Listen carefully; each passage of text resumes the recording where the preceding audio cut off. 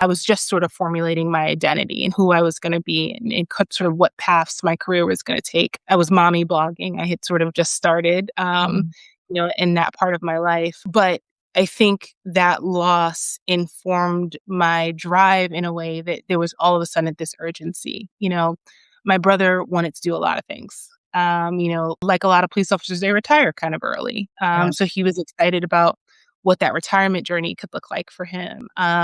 He hadn't gotten married or had kids yet. I remember he said to my brother and I, "Hey, I think this is the year I settle down." He kind of dated a lot and, Well, he yeah. was thinking about all those things. So it sort of felt like his life was cut short in all the worst ways. And the way that that impacted me was, well, I have to kind of live for the both of us, or I have to Mhm. do these things that would make him proud, or, just this idea of he's watching and I got to show him that I'm making the best use of this life, which in many Right. ways is a beautiful thing, right? Now, Yeah, right? it can be a beautiful thing in a Yeah. sense that you're not taking time for granted, but it can also be a really um, disruptive thing, just in terms of now all of a sudden everything you have to do it now and you have to rush and you have to prove and Right.